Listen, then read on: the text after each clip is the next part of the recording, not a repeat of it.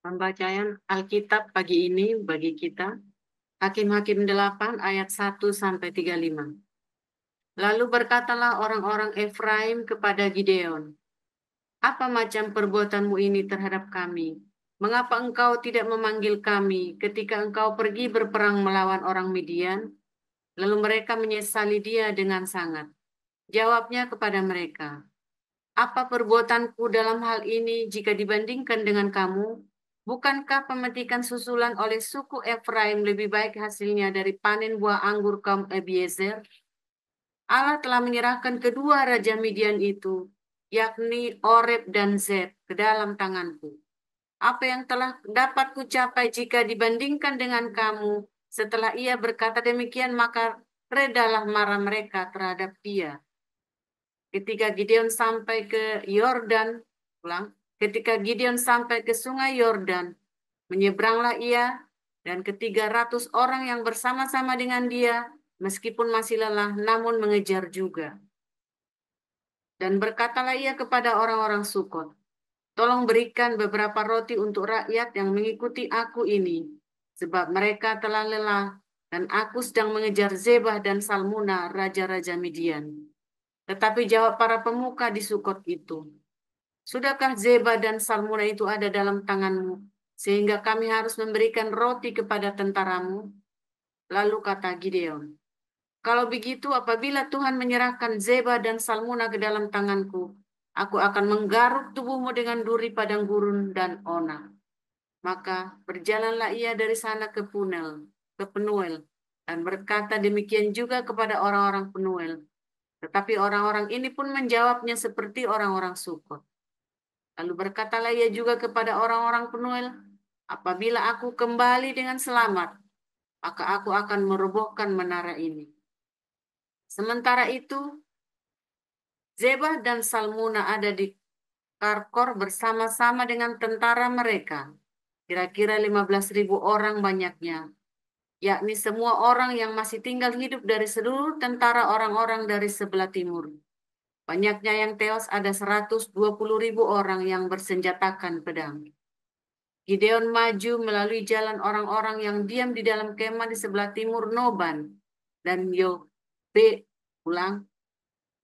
Gideon maju melalui jalan orang-orang yang diam di dalam kemah di sebelah timur Noba dan Yokbeha, lalu memukul kalah tentara itu ketika tentara itu menyangka dirinya aman. Zebah dan Salmuna melarikan diri, tapi Gideon mengejar mereka dan menawan kedua raja Midian itu, yakni Zebah dan Salmuna, sedang seluruh tentara itu dicerai-beraikannya. Kemudian kembalilah Gideon bin Yoas dari peperangan dengan melalui pendakian Heres. Ditangkapnya lah seorang muda dari penduduk Sukot. Setelah ditanyai, orang itu menuliskan nama para pemuka dan para tua-tua di Sukot untuk Gideon. 77 orang banyaknya. Lalu pergilah Gideon kepada orang-orang Sukot sambil berkata, "Inilah Zeba dan Salmuna yang karenanya kamu telah mencela aku dengan berkata, 'Sudahkah Zeba dan Salmuna itu ada dalam tanganmu, sehingga kami harus memberikan roti kepada orang-orangmu yang lelah itu?' Lalu ia mengumpulkan para tua-tua kota itu, ia mengambil duri dari padang gurun dan onak, dan menghajar orang-orang Sukot dengan itu. Juga menara Penuel dirobohkannya, dan dibunuhnya orang-orang kota itu. Kemudian bertanyalah ia kepada Zeba dan Salmuna, 'Di manakah orang-orang yang telah kau bunuh di Tabor itu?' Jawab mereka, 'Mereka itu serupa dengan engkau, sikap mereka masing-masing seperti anak raja.' Lalu kata Gideon, 'Saudara-saudaraku lah itu, anak-anak ibuku. Demi Tuhan yang hidup, seandainya kamu membiarkan mereka hidup, aku tidak akan membunuh kamu.' Katanya kepada Jeter, anak sulungnya, 'Bangunlah, bunuhlah mereka.' Tetapi orang muda itu tidak menghunus pedangnya karena ia takut, sebab ia masih muda. Lalu kata Zeba dan Salmuna, 'Bangunlah engkau sendiri dan paranglah kami, sebab seperti orangnya, demikian pula kekuatannya.' Maka bangunlah Gideon, dibunuhnya Zeba dan Salmuna, kemudian diambilnya bulan-bulanan yang ada pada leher unta mereka. Kemudian berkatalah orang Israel kepada Gideon, biarlah engkau memerintah kami, baik engkau baik, anakmu maupun cucumu, sebab engkaulah yang telah menyelamatkan kami dari tangan orang Midian. Jawab Gideon kepada mereka, aku tidak akan memerintah kamu, dan juga anakku tidak akan memerintah kamu, tetapi Tuhan yang memerintah kamu. Selanjutnya kata Gideon kepada mereka, satu hal saja yang kuminta kepadamu. Baiklah kamu masing-masing memberikan anting-anting dari jarahannya, karena musuh itu beranting-anting emas, sebab mereka orang Israel. Jawab mereka, kami mau memberikannya dengan suka hati. Dan setelah dihamparkan sehelai kain, maka masing-masing melemparkan anting-anting dari jarahannya ke atas kain itu. Adapun berat anting-anting emas yang dimintanya itu, ada 1.700 sikal emas, belum terhitung bulan-bulanan, perhiasan telinga, dan pakaian kain ungu muda yang dipakai oleh raja-raja Midian, dan belum terhitung kalung rantai yang ada pada leher unta mereka. Kemudian Gideon membuat efod dari semuanya itu dan menempatkannya di kotanya di Ofra. Di sanalah orang Israel berlaku serong dengan menyembah efod itu. Inilah yang menjadi jerat bagi Gideon dan seisi rumahnya. Demikianlah orang Midian tunduk kepada orang Israel dan tidak dapat menegakkan kepalanya lagi. Maka amanlah negeri itu 40 tahun lamanya pada zaman Gideon. Lalu Yerubbaal bin Yoas pergilah dan diam di rumahnya sendiri. Gideon mempunyai 70 anak laki-laki, semuanya anak kandungnya, sebab ia beristri banyak. Juga bundiknya yang tinggal di Sikem, melahirkan seorang anak laki-laki baginya. Lalu ia memberikan nama Abimelek kepada anak itu. Gideon bin Yoas mati pada waktu rambutnya telah putih. Lalu dikuburkan dalam kubur Yoas ayahnya di Ofra, kota orang Abiezer. Setelah Gideon mati, kembalilah orang Israel berjalan serong dengan mengikut para Baal dan membuat Baal Berit menjadi Allah mereka. Orang Israel tidak ingat kepada Tuhan Allah mereka yang telah melepaskan mereka dari tangan semua musuhnya di sekelilingnya. Juga tidak menunjukkan terima kasihnya kepada keturunan Yerubbaal, Gideon, seimbang dengan segala yang baik yang telah dilakukannya kepada orang Israel. Demikian.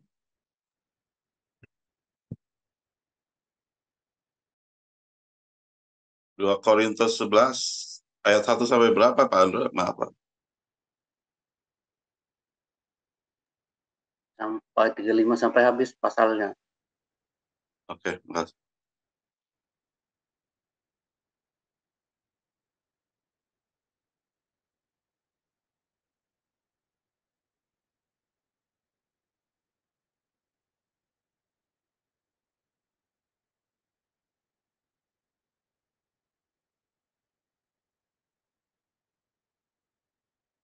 Firman Tuhan, pembacaan firman Tuhan berikut ini.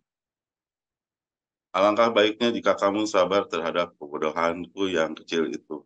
Memang kamu sabar terhadap aku. Sebab aku cemburu kepada kamu dengan cemburu. Ulangi, sebab aku cemburu kepada kamu dengan cemburu ilahi. Karena aku telah mempertunangkan kamu kepada satu laki-laki untuk membawa kamu sebagai perawan suci kepada Kristus. Tetapi aku takut kalau pikiran kamu disesatkan dari kesetiaan kamu yang sejati kepada Kristus, sama seperti Hawa diperdayakan oleh ular itu dengan kelicikannya. Sebab kamu sabar saja jika ada orang datang memberitakan Yesus yang lain daripada yang telah kami beritakan, atau memberikan kepada kamu roh yang lain daripada yang telah kamu terima, atau Injil yang lain daripada yang telah kamu terima. Tetapi menurut pendapatku, sedikit pun aku tidak kurang daripada rasul-rasul yang tak ada taranya itu.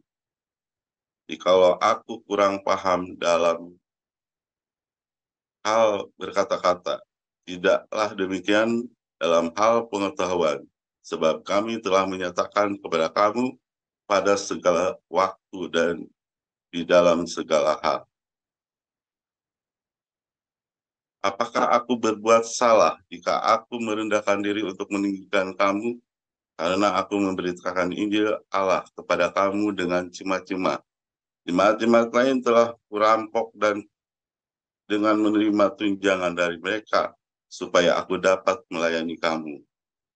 Dan ketika aku dalam kekurangan di tengah-tengah kamu, aku tidak menyusahkan seorang pun, sebab apa yang kurang padaku dicukupkan oleh saudara-saudara yang datang dari Makedonia. Dalam segala hal aku menjaga diriku supaya menjadi beban bagi kamu, dan aku akan tetap berbuat demikian. Demi kebenaran Kristus di dalam diriku, aku tegaskan bahwa kemegahanku itu tidak akan dirintangi oleh siapapun di daerah-daerah kaya. Mengapa tidak? Apa karena aku tidak mengasihi kamu? Allah mengetahuinya. Tetapi apa yang kulakukan akan tetap kulakukan untuk mencegah mereka yang mencari kesempatan guna menyatakan bahwa mereka sama dengan kami dalam hal yang dapat dimegahkan.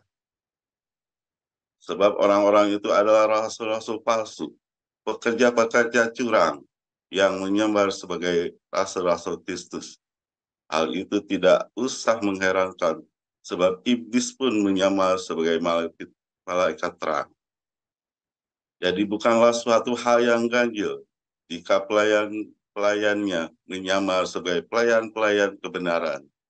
Kesudahan mereka akan setimpal dengan perbuatan mereka.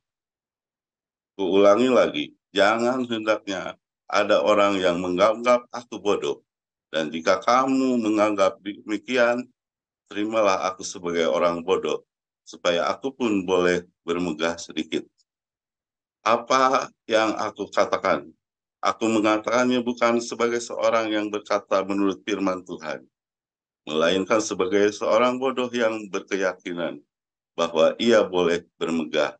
Karena banyak orang yang bermegah secara duniawi, aku mau bermegah juga.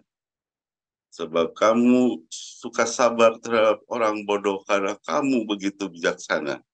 Karena kamu sabar, jika orang memperhambakan kamu, jika orang menghisap kamu, jika orang menguasai kamu, jika orang berlaku angkuh terhadap kamu, jika orang menampar kamu. Dengan hangat malu aku harus mengakui bahwa dalam hal semacam itu kami terlalu lemah. Tetapi jika orang-orang lain berani membanggakan sesuatu, maka aku pun berkata dalam kebodohan, berani juga. Apakah mereka orang Ibrani? Aku juga orang Ibrani. Apakah mereka orang Israel? Aku juga orang Israel. Apakah mereka keturunan Abraham? Aku keturunan Abraham. Apakah mereka pelayan Kristus? Aku berkata seperti orang gila. Aku lebih lagi.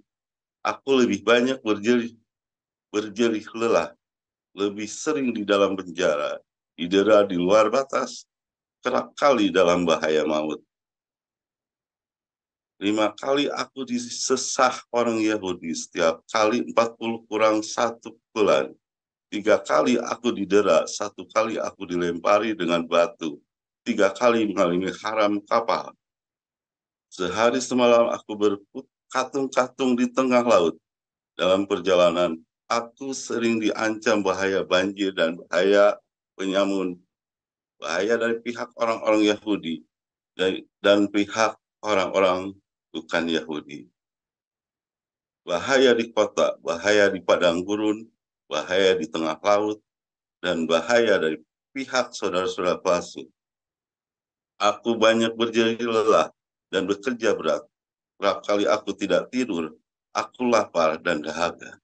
Kerap kali aku berpuasa, kedinginan dan tanpa pakaian. Dan dengan menyebut banyak hal lagi urusanku sehari-hari, yaitu untuk memelihara semua jemaat-jemaat. Jika ada orang merasa lemah, tidakkah aku turut merasa lemah? Jika ada orang tersandung, tidakkah hatiku hancur oleh duka cita? Jika aku harus bermegah, maka aku akan bermegah atas kelemahan. Allah yaitu Bapa dan Yesus Tuhan kita yang terpuji sampai selama-lamanya tahu bahwa aku tidak berdusta. Di Damsik, wali negeri Raja Aretas menyuruh pengawal kota-kota orang Damsik untuk menangkap aku. Tetapi dalam sebuah keranjang aku diturunkan dari sebuah tingkap keluar tembok kota, dan dengan demikian aku terliput dari tangannya. Demikian firman Tuhan. Ya, amin untuk firman Tuhan. Terima kasih para lektor yang telah membacakan firman Tuhan. Hari ini renungan firman Tuhan dan tema cara membuat Allah. SWT. Silakan Pastor Joseph Oljang.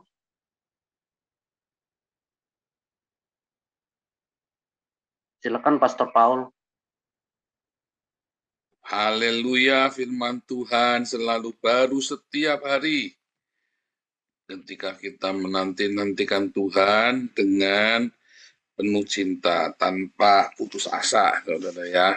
Terus konsisten mengasihi Tuhan, ya terus.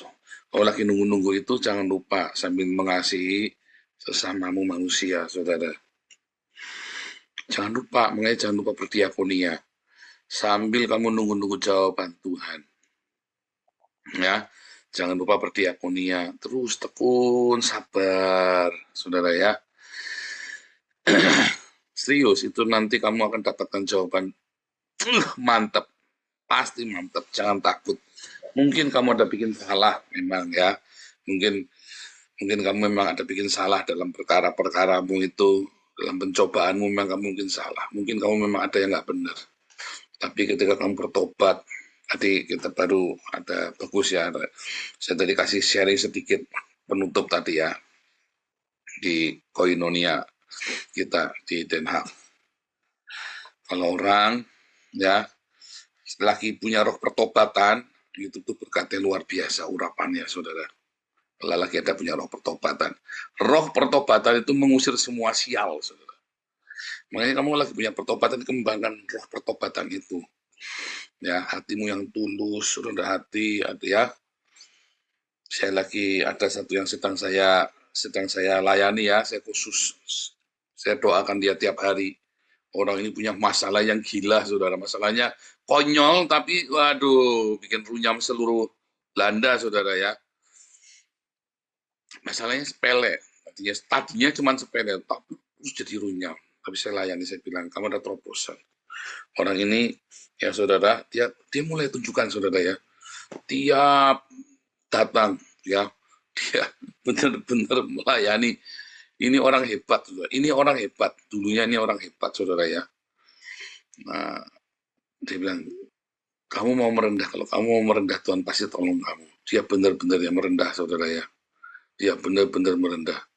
Dia lakukan semua instruksi saya ya.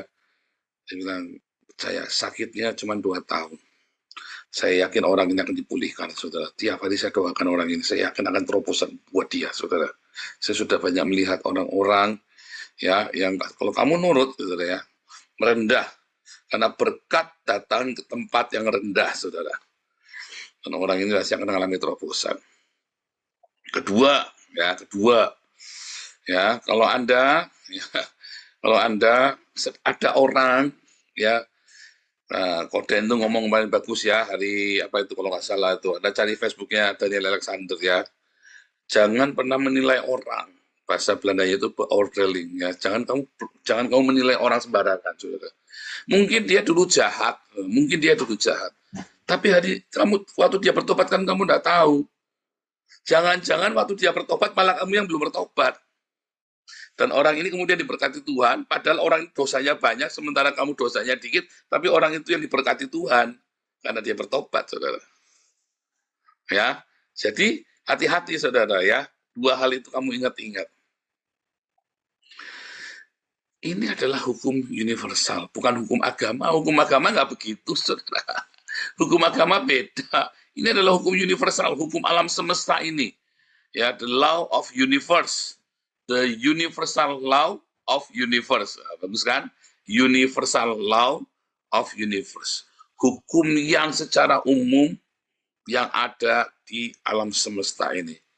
The universal law of universe. Ingat-ingat namanya ya. Nama ini yang bikin Nabi 26, saudara ya.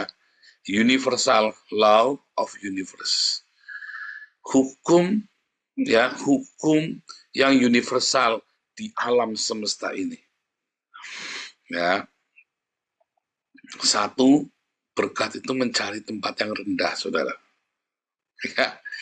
Dua, ya, kalau kamu ketemu seseorang, mungkin dia orang yang sangat kurang ajar, jangan pernah kamu menilai dia.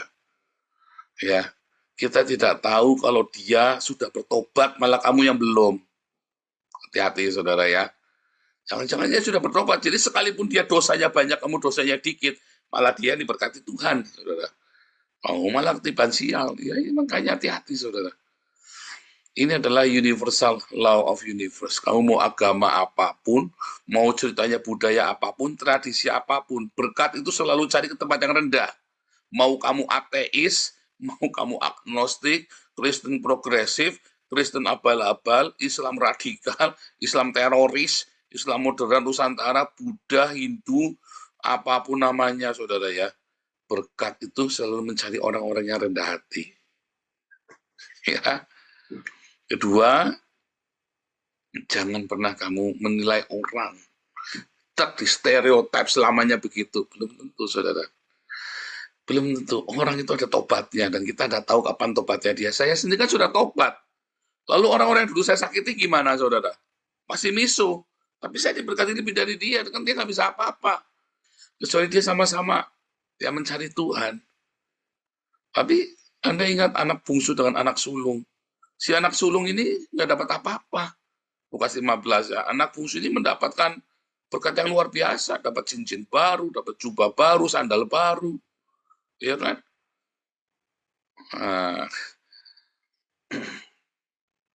Tetapi agama itu mengajarkan kepada Anda ya penghakiman hitam dan putih. Agama membuat kamu itu jadi menghakimi satu sama lain. Kamu menetapkan standar ya. Di Hagios Bible College saya tadi pagi saya ajari ya tentang jangan memberitakan Injil itu, jangan kamu taruh standar. Saya kemarin saya pernah cerita sharing ya hari Minggu atau di apa, saya marah ya sama seorang gara-gara dia ngancem saya untuk orangnya datang ya, orang yang kita baptis itu untuk datang tadi mau ya. Aduh saya senang sekali, saya berkira sekali. Saya bilang kamu jangan takut. Saya warga negara Belanda. Oh dia orang Belanda, saya juga warga negara Belanda. Kamu jangan takut. Saya bilang begitu, saudara ya. Jangan takut kamu. Kamu di sini baik-baik. Jadi dia pernah melakukan hal yang tidak baik. Lalu diancam, mau di ini. Waduh, kamu itu. Kita ini tempatnya orang berdosa, saudara. Jangan jadikan komunitas ini menjadi agama yang isinya hitam dan putih, benar salah. Jangan, saudara. Saya nggak pernah nanya sama Pak Enado. Pak Enado, istrinya berapa? Saya nggak pernah nanya, saudara. Saya nggak pernah menanya masa lalunya Pak Enado. Pak Enado dulu pernah jadi penjahat? Nggak pernah, saudara. Itu sarang walidnya hasil dari Gunung Kawi, apa dari mana? Nggak pernah saya. Mau ke Pak Enado di sini, saya tahu dia niat mau bertobat, saudara. Saya nggak pernah nanya sama Bu Sarma, nggak pernah Pak Iman, nggak pernah nanya, saudara. Kita ini bukan agama, ya. Kita ini sedang mencari kehidupan yang berkenan kepada Tuhan. Mungkin dalam beberapa hal kita bisa gesekan.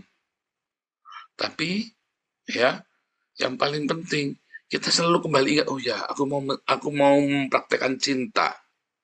Aku mau mempraktekkan kasih. Jadi bisa aja ada gesekan. Kalau agama nggak bisa. Agama itu hitam dan putih, saudara, benar salah. Benar salah, hitam putih. Kamu harus standarmu, ada standar ya, dalam beragama. Kalau pengurus itu ya jangan begini, jangan begitu. Itu standar tuh ya. Masa pengurus begitu, masa ketua yayasan begitu, masa itu tadi ya. Saya nggak pernah nanya, saudara. Tetapi begitu kamu sudah masuk di sini, ayo bertobat. Ya dong. Tapi kita tidak pernah pilih-pilih orang. Ya, saya nggak pernah pilih-pilih orang. Saya selalu tanya satu-satu. Oh mau? Loh, kenapa yang jadi pengurus ini Pak Enardo? Ya, karena yang lain nggak mau, saudara. Makanya kita suruh Pak Enado. Kenapa yang jadi pengurus pembantu? Karena dulu yang waktu kita tawarin dari dulu nggak ada yang mau. Kenapa yang jadi pengurus Kobulianti? Ya karena dari dulu nggak ada yang mau.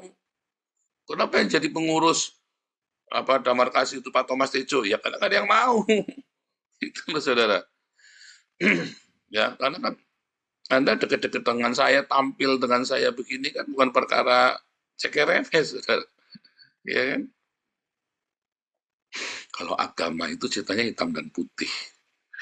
Ya, makanya kalau begitu gesekan, dosa nggak dosa, ceritanya ruwet tuh. Ya kan? Tapi kalau kamu cerita tentang kasihnya Tuhan Yesus, maka kamu nggak akan cerita hitam dan putih. Kamu ceritanya, ini saatnya bagiku untuk mempraktekkan kasih. Ini saatnya bagiku untuk mempraktekkan aku mengasihi dia. Ya, saudara ya, judulnya ini bagus ya, bagaimana menciptakan Allah SWT. Gampang, saudara. Ya, ini bukan masalah perkara kamu, ya perkara hidup kita diberkati itu bukan perkara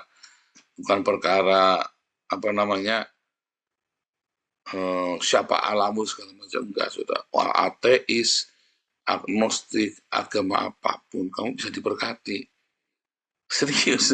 Anda jangan harus melalui keselamatan hanya melalui Yesus, saudara. Keselamatan hanya melalui Yesus. Tapi untuk hidupmu diberkati dalam hal materi, dalam kebahagiaan, ya itu bukan masalah cuma keselamatan dalam Yesus. Itu adalah hukum universal.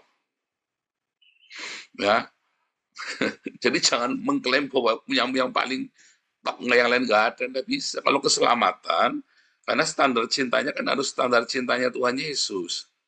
Ya, tapi kalau masalah berkat, kamu kudu rajin bekerja, jujur, dan sebagainya macam itu caranya ya. Makanya kalau Anda diiming-iming dengan Allah, Tuhan itu gampang, saudara. Bagaimana sih cara menciptakan Allah? Anda masuk aja ke gua, saudara. Begitu keluar, Anda bilang aku nabi. Ya, aku bersama dengan Allah. Itu saja, saudara. Menciptakan Allah itu gampang. Ya, mungkin beberapa orang udah mulai shock ya ketika saya bilang. Ya, di kelas profetik juga saya ngajarin ya. Kamu tahu itu agama. Agama itu adalah sains, adalah science.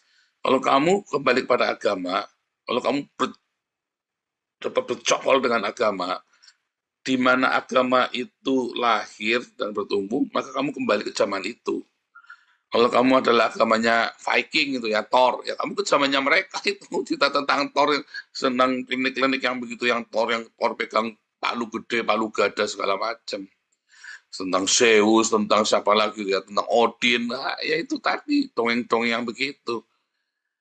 Itu sains. Kalau kamu percaya kepada Dewa Ra, ya kamu kembali ke peradaban Mesir. Kalau kamu percaya kepada Allah SWT, kamu kembali ke peradabannya Nimrod.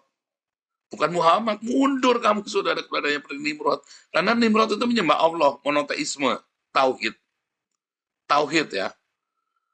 Nimrod itu tauhid ya, sama seperti Muhammad. Orang Kristen bukan tauhid, Yahudi bukan tauhid, monolatri. Elohim, ya, bukan Allah satu, til. Elohim itu kamu nggak bisa hitung, ya. Ada akhiran im. Nah, ketika kamu datang kepada agama, maka kamu sedang membuat hitam putih aturan-aturan dalam pikiranmu sendiri, makanya kamu tidak menemukan jawaban doamu di dalam agama. Ketongan kuping saya, saudara. Kamu jangan nggak jujur dengan diri sendiri. Berapa banyak kamu doa, 1000 doamu, belum tentu 999 kali kamu jawab. Dari 1000 doamu, ya, jangankan 900, belum tentu 1 kali dijawab. Itu peluangnya cuma 1/1000. Belum tentu, saudara. Kamu doa 1.000.000 kali aja belum tentu 1 kali dijawab kok. Kalau pas dijawab itu bukan karena jawaban doa, itu karena random. Ya kan? Tuhan, tolong Tuhan supaya besok jangan hujan. Besok ada hujan benar. Apakah Tuhan menjawab doamu? Bukan, saudara. Jangan ngawur. Oke, memang kebetulan aja enggak hujan. Random, soalnya Tuhan menjawab doaku. Lalu kalau gitu, ketika kamu yang, Tuhan besok supaya jangan hujan, ternyata hujan gede banget. Berarti Tuhan nggak menjawab doamu. Secetek itukah jalan berpikirmu, saudara? Nggak begitu. Ya. Tuhan tolong aku Tuhan supaya aku tidak merokok lagi. Bukan, kamu orang ateis saja tidak perlu berdoa seperti itu untuk tidak merokok. Orang ateis itu tidak perlu berdoa supaya berhenti merokok. Orang ateis itu tidak perlu berdoa supaya berhenti pakai narkoba. Orang ateis itu tidak perlu berdoa supaya nggak pergi ke Alexis. Ya, dia memutuskan saja. Aku tidak mau merokok lagi. Udah dia buang. Aku tidak mau pakai narkoba. Udah dia sembuh. Nggak usah orang bertuhan. Karena Tuhan itu adalah ciptaan dari agama. Agama adalah sebuah sains di zaman itu.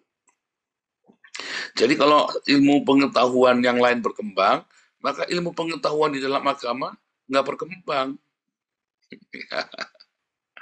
Nah, kasusnya panjang, itulah kelas profetik kan, kamu ngerti yang saya maksud. Nah makanya saudara, ketika kita datang sama Tuhan, kita datang kepada Sang Cinta. Anda tidak datang kepada sebuah sosok, tidak datang kepada sebuah institusi. Anda datang kepada cinta, Sang Cinta itu. Di dalam pergumulan hidupmu, kamu harus menyertakan cinta. Sesusah apapun, jangan lupa untuk mencintai sesama.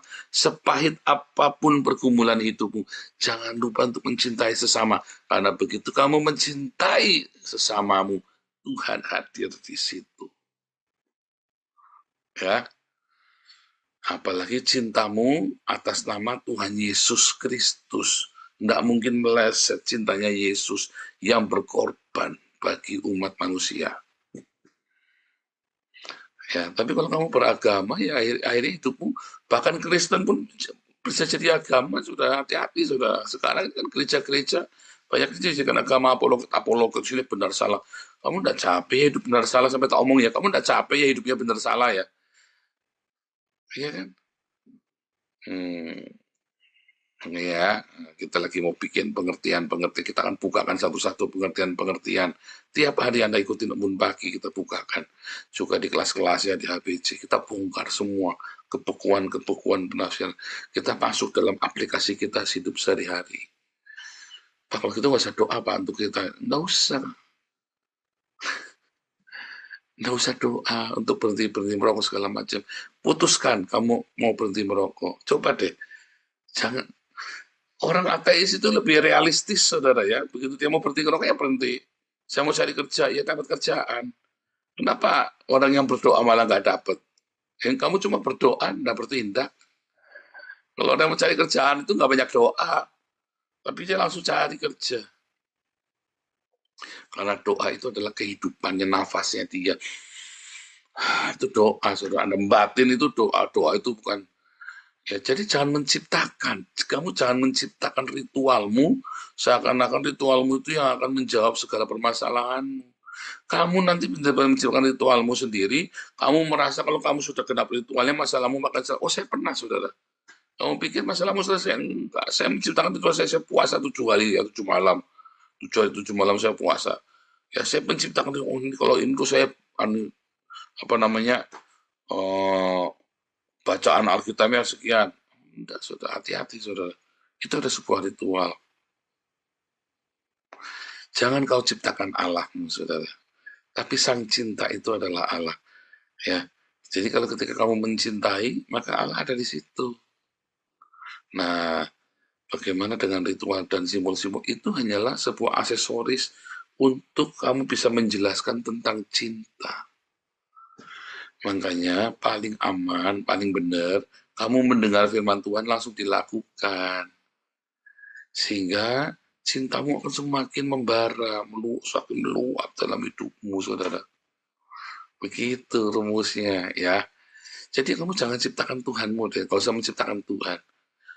Ya, agama itu menciptakannya Tuhan, masih Islam menciptakan Tuhannya, Kristen menciptakan Tuhannya. Tapi kalau Kristen dalam tanda kutip, kamu tidak menciptakan Tuhanmu, karena kamu ada di dalam kasih karunia, di dalam cinta agape. Cinta itulah sang Bapa. Ya, saudara ya. Haleluya. Ingat-ingat, dalam masalah apapun kamu, jangan lupa untuk mencintai.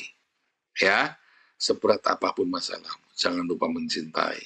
Tuhan Yesus memberkati.